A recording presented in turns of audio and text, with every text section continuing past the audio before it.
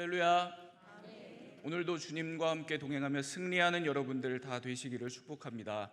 또 오늘 말씀에 힘입어서 주어진 삶을 믿음으로 살아가는 여러분들 다 되시기를 축복합니다. 여러분, 우리가 자연에서 경험하는 이 내리는 비들이 있잖아요. 이 자연에서 경험하는 이 내리는 비들 가운데 수우라고 하는 비가 있다고 합니다. 수우요? 수우는 어떤 비냐면 이 나무에서 내리는 비입니다. 특이하죠? 나무에서 내리는 비가 있다는 겁니다. 때때로 여러분, 우리들이 하늘이 멀쩡하게 맑은데 그런데 나무 밑에 있다가 물방울들이 떨어지는 것을 경험한 적이 있으셨을 겁니다. 바로 그 나무 밑에서 경험했던 그 물방울, 그것을 수우라고 한다고 합니다. 나무에서 내리는 비, 나무가 뿌리는 비입니다. 이 수우는 어떻게 해서 형성이 되는 비냐면 이 나무가 스스로 살기 위해서 몸부림치다가 나오는 그런 비라고 합니다. 나무가 스스로 살기 위해서 뭘 하냐면 주변의 공기 중에 있는 수분을 끌어당기기 시작을 한답니다. 살기 위해서 주변에 있는 이 수분들을 끌어당긴다는 거예요. 이렇게 끌어당긴 이 수분이 이슬이 되어서 나뭇가지나 잎에 맺혀 있다가 어느 순간 떨어지게 되는 겁니다. 그러면서 비가 되는 거예요. 여러분, 우리는 흔히 아낌없이 주는 나무, 이 동화 이야기처럼 나무가 모든 것을 희생하고 내어주는 그런 존재로 우리가 생각을 합니다. 그런데 사실 실제로 그렇지 않다고 합니다. 이 수우의 이야기처럼 나무는 모든 것을, 이 나무가 하는 모든 것을 자기 자신을 위해서 하는 거라고 이야기를 합니다. 나무가 다른 사람을 시원하게 하는 그늘을 제공해 주는 것, 그리고 다른 생명들이 자라도록 때때로 이 수 같은 비를 내려주는 것, 이 모든 것이 사실 알고 보면 다른 생명을 위한 것이 아니라 다 나무 자신을 위한 것이라고 합니다. 여러분, 이렇게 저 자연 속의 나무들은 무엇이 가장 중요한 것인지 아주 잘 알고 있는 것 같습니다. 여러분, 무엇이 가장 중요한 걸까요? 바로 나 자신입니다. 이 세상에서 나 자신만큼 중요한 것, 소중한 것은 없다는 것을 저 자연 속의 나무들은 잘 알고 있는 것 같습니다. 여러분, 우리는 계속해서 인생의 우선순위라는 이 제목의 시리즈로 하나님의 말씀을 이 수요 예배 시간에 나누고 있습니다. 여러분, 우리 인생에 우선순위가 있습니다. 여러 우선순위들을 우리가 생각을 해볼 수가 있어요. 그런데 여러분, 모든 우선순위 중에서 우리가 가장 중요하게 고려해야 할 우선순위, 꼭 이 우선순위에서 높은 곳에 있어야 될 것, 바로 그것은 나 자신입니다. 나 자신만큼 우리 인생에서 중요한 것은 없기 때문입니다. 그래서 우리 예수님께서는 마태복음 16장 26절에서 이렇게 말씀을 하신 적이 있어요. 사람이 만일 온 천하를 얻고도 제 목숨을 잃으면 무엇이 유익하리요? 사람이 무엇을 주고 제 목숨과 바꾸겠느냐? 세상 그 어떤 것보다 나 자신이 중요하다는 그런 말씀입니다. 여러분의 존재 자체를 이렇게 하나님께서 중요하게, 소중하게 만드셨다는 겁니다. 하나님께 있어서 우리들 한 명 한 명의 존재는 이 세상 전부를 모은 가치 이상이라는 그런 말씀입니다. 여러분, 그만큼 하나님께서는 여러분의 존재를 소중하게 여기십니다. 하나님은 여러분을 그만큼 사랑하십니다. 그래서 오늘 우리들에게 무엇보다도 인생의 우선순위를 고려한다면 중요하게 생각해야 될 것이 바로 이겁니다. 바로 나 자신입니다. 그런가 하면 잠언 4장 23절에서는 이런 이야기를 해요. 모든 지킬 만한 것 중에 더욱 내 마음을 지키라. 생명의 근원이 이에서 남이니라. 여러분, 나 자신이 참 중요합니다. 나 자신의 모든 것이 참 중요한데, 그런데 나 자신의 모든 것 중에서 가장 중요한 것을 하나 꼽으라고 한다면 그것은 바로 내 마음이 가장 중요하다고 잠언 말씀은 우리에게 알려주고 있는 겁니다. 내 건강도 중요하고 내 관계도 중요하고 내 앞길도 중요하고 다 중요하지만 나의 이 모든 것 중에서 그래도 가장 중요한 것을 하나 꼽으라고 한다면 그것은 바로 나의 마음이라는 겁니다. 왜냐하면 생명의 근원이 바로 우리 마음으로부터 시작되기 때문이라고 성경은 우리에게 알려주고 있습니다. 우리가 죽고 사는 모든 것이 바로 마음으로 시작돼서 결정되기 때문에 이 마음이 중요하다, 마음을 지키라고 오늘 이 잠언 말씀이 우리에게 알려주고 있는 겁니다. 여러분, 이처럼 우리 하나님께서는 오늘 우리의 마음에 깊은 관심을 갖고 계십니다. 우리의 마음이 건강하길 바라시고 올바르기를 늘 바라신다는 겁니다. 오늘 무엇보다도 우리들에게 있어서 가장 중요한 바로 이 나의 마음을 잘 지키고 건강하게 지켜 세우며 나아가는 여러분들이 다 되시기를 바랍니다. 그래서 주어진 이 생명, 이 소중한 인생을 오늘도 주님과 함께 잘 살아가는 여러분들 다 되시기를 바랍니다. 오늘 말씀은 선지자 사무엘이 다윗을 찾아가서 다윗에게 기름을 부어서 다윗을 왕으로 세우는 그런 내용을 담고 있습니다. 여러분, 이 때를 이 시기적으로 구분하면 이 시기는 이 사사기의 이 사사시대에서 이제 왕들이 통치하는 왕정시대로 넘어가는 바로 이 과도기의 시대였습니다. 그래서 성경에 나오는 여러 시기들 중에서도 가장 혼란스러웠던 그런 시기 중에 하나였다고 우리가 생각을 하면 참 좋습니다. 그래서 하나님의 사람들, 이 이스라엘 백성들의 그 마음에 문제들이 있었던, 그래서 마음을 잘 지키지 못했었던 그런 시기이기도 합니다. 여러분, 이 시기에 이스라엘 백성들이 갖고 있었던 마음의 문제, 이 두 가지로 좀 설명을 드릴게요. 첫 번째로, 이 시기에 이스라엘 백성들은 사사기에 나오는 표현대로 자기 소견에 옳은 대로 살았었던 그런 시기였습니다. 자기 소견에 옳은 대로요. 그러니까 모든 사람들이 자기 생각에 옳은 대로, 자기 욕망에 옳은 대로 그렇게 살았다는 겁니다. 그 마음에 뭐가 제일 우선했냐면, 뭐가 제일 그 마음에 우선하고 가득했냐면 자기 생각과 욕망이었다는 겁니다. 그거요. 그래서 사사기 내내 비극이 펼쳐지게 됩니다. 그리고 결국에는 한 민족끼리 서로 죽이고 죽는 그런 안타까운 비극으로 끝나는 것이 바로 이 사사시대였습니다. 여러분, 그리고 나서 그 다음에 왕정시대가 와요. 이 왕정시대 초기에 이스라엘 백성들이 갖고 있었던 마음의 문제가 또 있었습니다. 그게 뭐냐면 남의 소견에 옳은 대로였습니다. 남의 소견에 옳은 대로요. 이게 이 시기에 이스라엘 백성들이 갖고 있었던 마음의 문제 두 번째입니다. 남의 소견에 옳은 대로 살았다는 거예요. 사사시대가 자기 소견에 옳은 대로 살았었던 그런 시대라면 이제 이 왕정시대는 남의 소견에 옳은 대로 사는 것, 이게 가장 우선하는 마음이 됩니다. 이게 무슨 말이냐면 이스라엘 백성들이 이 마음에 비교의식이 강해지거든요. 남들 저렇게 사는데 나도 좀 저렇게 살아보자는 겁니다. 남들 저렇게 사는데 우리도 좀 저렇게 살아보자는 거예요. 다른 민족 저렇게 왕을 두고 군대를 두고 저렇게 잘 사는데 우리도 좀 그럴듯한 왕을 두고 군대를 두고 힘을 좀 가지고 살자. 쟤네들 저렇게 잘 사는데 우리는 왜 이거밖에 안 되냐? 왕을 좀 달라, 군대를 달라. 그래서 왕을 세우고 군대를 세우게 됩니다. 그런데 이 그치지 않은 비교의식이 이스라엘을 완전히 망가뜨려 버리게 되거든요.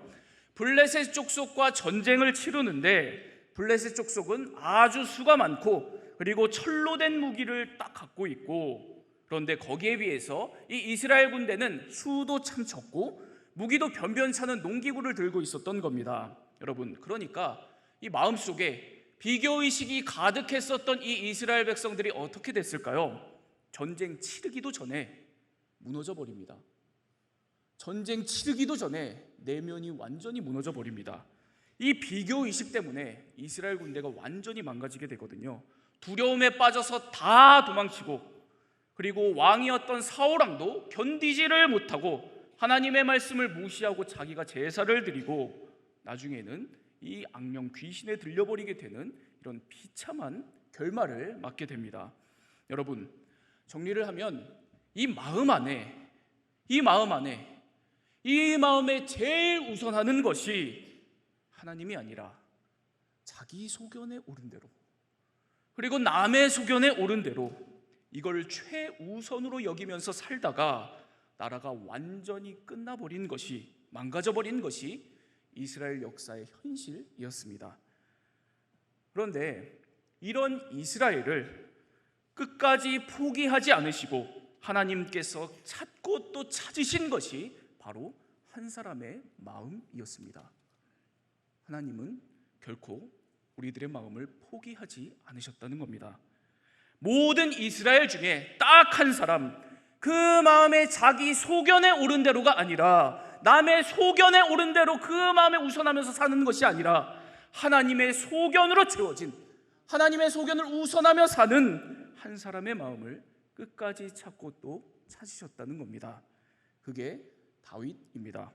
여러분, 오늘 말씀을 보면서 하나님께서 이 시대에 어떤 마음을 원하셨는지 그것을 좀 보도록 하겠습니다. 그리고 이 오늘 말씀을 통해서 오늘 하나님께서 원하시는 우리 마음의 우선순위 어떤 것인가, 두 가지를 좀 살펴보도록 하겠습니다. 우리가 점검해야 될 우리 마음의 우선순위 첫 번째입니다. 말씀하시면의 마음입니다. 말씀하시면의 마음입니다. 오늘 말씀 6절에서 7절 말씀을 보도록 하겠습니다. 우리 함께 읽겠습니다. 시작. 그들이 오매 사무엘이 엘리압을 보고 마음에 이르기를 여호와의 기름 부으실 자가 과연 주님 앞에 있도다 하였더니 여호와께서 사무엘에게 이르시되 그의 용모와 키를 보지 말라. 내가 이미 그를 버렸노라. 내가 보는 것은 사람과 같지 아니하니 사람은 외모를 보거니와 나 여호와는 중심을 보느니라 하시더라. 여러분, 선지자 사무엘이 지금 이 장면에서 굉장히 다급했습니다. 왜냐하면 어서 빨리 끝장나버린 이 이스라엘을 회복시키기 위해서 새로운 왕을 기름 부어서 세워야 됐기 때문이었습니다. 그래서 사무엘은 서둘러서 베들레헴 이새의 집을 향해서 가게 됩니다. 하나님께서 선택한 왕이 베들레헴 땅에 있었던 이 이새의 아들들 중에 있었던 겁니다. 바로 다윗이죠. 그런데 사무엘이 이새의 집에 막 갔을 때 마침 다윗은 그 자리에 없었습니다. 사무엘이 나머지 7 아들들을 먼저 보게 돼요. 이 나머지 7 아들들을 보니까 첫째 엘리압이 키도 훤칠하고 아주 믿음직스럽게 정말 왕처럼 잘생긴 겁니다. 여러분, 이 굉장히 중요한 대목이거든요. 사무엘이 첫째 아들 엘리압의 이 외모를 보고 너무 잘생겨서 우와 하고 감탄을 하면서 서둘러서 이 첫째 아들에게 기름을 부으려고 했습니다. 왕 삼으려고 했던 겁니다. 그러니까 하나님께서 황급하게 이 사무엘을 저지시킵니다. 그 사람 아니라는 거예요. 사람은 외모를 보지만 나 여호와는 중심을 보느니라. 이렇게 하나님께서 말씀하시면서 사무엘을 만류합니다. 여러분, 이 대목이 참 중요한 대목이라고 제가 말씀을 드렸는데요. 이 대목이 왜 중요하냐면 이 굉장히 안타깝고 슬픈 장면이거든요. 왜 그런가 하면 여러분, 지금 이 하나님의 사람 사무엘도 실패를 하고 있는 장면 아닙니까? 그렇죠. 하나님의 사람 사무엘도 지금 실패하고 있다는 것을 성경이 우리에게 알려주는 대목인 겁니다. 하나님께서 원하시는 사람 찾는 거에 지금 실패하고 있다는 거예요. 여러분, 이 당시에 제일 영성이 충만했던 위대한 선지자라고 불렸던 선지자 사무엘도 늘 자기 소견대로, 남의 소견대로 살아가는 그 시대에 이 사람마저 물들어서 못 보고 있는 겁니다. 이 시대에 이 선지자 사무엘도 빠져 있었다는 겁니다. 여러분, 너무 이 성경이 이 참 슬픈 얘기를 적나라하게 우리에게 알려주죠. 지금 이 당시에 그 어떤 사람도, 심지어 사무엘조차도 한 사람을 바라볼 때 하나님의 눈으로, 하나님의 시선으로 그 사람의 마음 중심을 보고 판단하는 그런 사람이 한 명도 없었던 시대였다는 겁니다. 다 내 눈에 보기 좋은 거, 남들이 보면 와 감탄하는 이런 남들 눈에 보기 좋은 거로만 세상을 바라보고 사람을 바라보고 정작 마음 중심을 중요하게 여기시는 하나님의 시선으로 살아가는 사람 단 한 사람도 없었다는 그런 안타까운 그런 장면인 겁니다. 여러분, 이 지점에서 하나님의 사람 선지자 사무엘도 실패했습니다. 오늘 말씀은 그러니까 저와 여러분들도 언제든지 이 지점에서 실패할 수 있다는 것을 우리에게 알려줍니다. 그런데 오늘 말씀은 한 가지 더, 이렇게 하나님의 시선으로 살아가지 못한 이 사무엘이 단 하나 잘하는 것이 있다는 것을 우리에게 또 알려주고 있습니다. 하나님께서 그의 용모와 키를 보지 말라고 말씀을 하셨을 때 그 말씀 그대로 순종한 겁니다. 정말 안 본 겁니다. 아무리 봐도 내 눈에는 정말 잘생겼는데, 내 눈에는 정말 최고인데, 이 사람이 딱 왕인데 주님 말씀하시니 그냥 멈춰선 겁니다. 지나간 거예요. 그냥 엘리압 지나가게 한 겁니다. 하나님이 그거 아니다 노 하셨을 때 그 하나님의 말씀을 받아들이고 멈춘 겁니다. 내려놓은 거예요. 여러분, 우리가 자주 부르는 찬양 중에 주님 말씀하시면 이라는 찬양이 있습니다. 우리가 참 자주 부르는 찬양이죠. 가사가 이렇습니다. 주님 말씀하시면 내가 멈춰서리다. 주님 말씀하시면 내가 나아가리다. 여러분, 이 단순한 가사입니다. 여러분, 우리 신앙이 가야 할 때가 있고 멈춰야 할 때가 있습니다. 내가 뭘 해야 될 때가 있고 내가 하지 말아야 할 때도 있다는 겁니다. 여러분, 그러기 위해서 중요한 것은 내가 언제 가야 하고 내가 언제 멈춰설지, 내가 언제 하고 언제 하지 말아야 할지 주님 말씀하시면 바로 이 하나님의 말씀이 우리 인생에서 우선해야 합니다. 여러분, 오늘도 주님 말씀으로 가고 주님 말씀으로 서는 여러분들이 다 되기를 바랍니다. 주님이 가라고 할 때 가고 멈추라고 할 때 멈춰서는 저와 여러분들 다 되기를 바랍니다. 특별히 내 소견, 남의 소견에 보기 좋은 대로 쫓아가고 선택하는 모습을 멈추고 중심을 보시는 하나님을 쫓아서 하나님의 시선을 따라서 살아가는 저와 여러분들 다 되기를 바랍니다. 우리가 점검해야 될 우리 마음의 우선순위 두 번째입니다. 우리가 점검해야 될 우리 마음의 우선순위 두 번째요, 혼자가 아닌 함께하는 마음입니다. 함께하는 마음이요. 오늘 말씀 7절 말씀을 우리 다시 보도록 하겠습니다. 7절 말씀 우리 함께 읽겠습니다. 시작. 여호와께서 사무엘에게 이르시되 그의 용모와 키를 보지 말라. 내가 이미 그를 버렸노라. 내가 보는 것은 사람과 같이 아니하니 사람은 외모를 보거니와 여호와는 중심을 보느니라 하시더라. 하나님께서 사무엘에게 이렇게 말씀을 하고 계십니다. 사람은 외모를 보지만 나 여호와는 중심을 보느니라, 이렇게 말씀을 하셨습니다. 여러분, 여기서 중심이라고 하는 말은 히브리어로 레바브라고 하는 말입니다. 이 마음이라고 하는 뜻이 있어요. 마음이라고 하는 뜻이 있습니다. 그런데 오늘 우리가 생각하는, 우리가 알고 있는 이 마음과 조금 이해의 차이가 있습니다. 그걸 설명을 드리면, 이 히브리어 레바브는 인간의 내면에 있는 모든 것을 다 통칭하는 그런 말입니다. 그러니까 이 마음도 당연히 있겠죠. 그런데 마음을 넘어서서 생각, 지식, 감정, 그리고 거기에 더해서 특별히 우리 마음 안에 있는 양심, 그리고 도덕적인 어떤 내면의 특징까지 다 포함한 말이 바로 이 중심, 이 레바브입니다. 그래서 여기서의 이 중심은 한 사람의 그 마음 됨됨이, 즉 인격이라고 바꿔 부르는 것이 더 정확하다고 학자들은 이야기를 합니다. 인격이요. 그러니까 오늘 말씀을 이렇게 다시 번역을 할 수 있어요. 사람은 외모를 보지만 나 여호와는 인격을 보느니라, 이렇게요. 여러분, 이 인격이라는 기준을 하나님께서 보셨다는 겁니다. 그래서 사무엘이 이새의 집에 있었던 7 아들들을 다 면접을 봤을 때 모두 인격이라는 기준에서 줄줄이 다 탈락을 한 겁니다. 막내 다윗이 남아 있었는데 사무엘은 직감적으로 이 다윗이 하나님께서 선택하신 왕이라는 것을 깨달았습니다. 그리고 다윗을 데려올 때까지 식사도 하지 않고 그 자리에 앉아서 그대로 기다립니다. 그리고 다윗이 오니까 기름을 부어서 다윗을 왕으로 삼게 됩니다. 여러분, 하나님께서 다윗을 왕으로 선택을 하셨습니다. 그러면 오늘 하나님께서 선택하신 이 다윗의 중심, 다윗의 이 중심 인격은 어떤 특징이 있었는가? 이걸 조금 더 살펴보도록 할게요. 11절 말씀입니다. 이 11절 말씀 우리 함께 읽겠습니다. 시작. 내 아들들이 다 여기 있느냐? 이새가 이르되 아직 막내가 남았는데 그는 양을 지키나이다. 사무엘이 이새에게 이르되 사람을 보내어 그를 데려오라. 그가 여기 오기까지는 우리가 식사 자리에 앉지 아니하겠노라.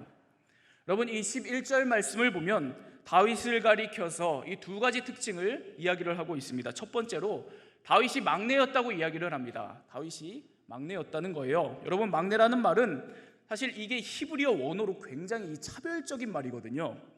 우리말로 이 말제 뭐 이렇게 번역을 하는 게 나을 거예요. 좀 무시하는 그런 표현으로요.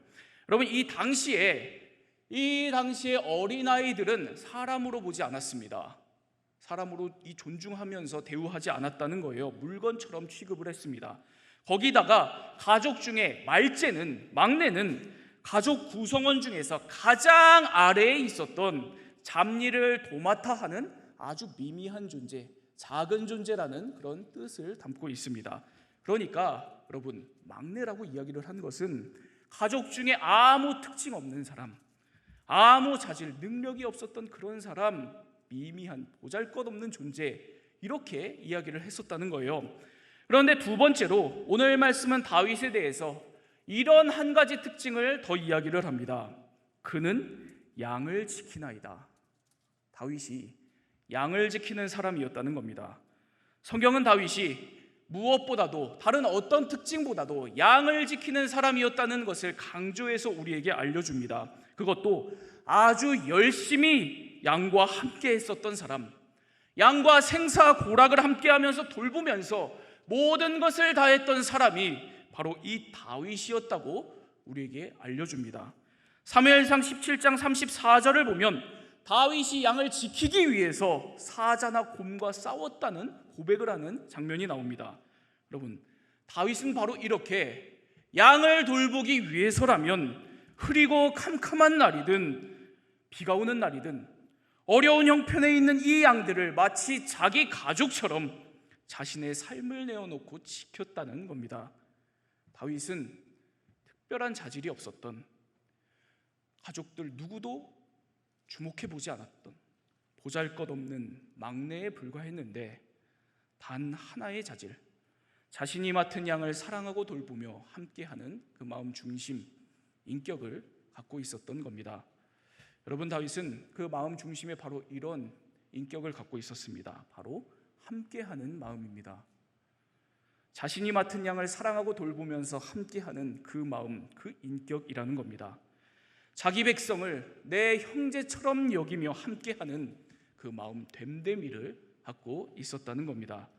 그리고 하나님께서는 오늘도 저와 여러분들에게 바로 이와 같은 함께하는 마음을 찾고 계십니다.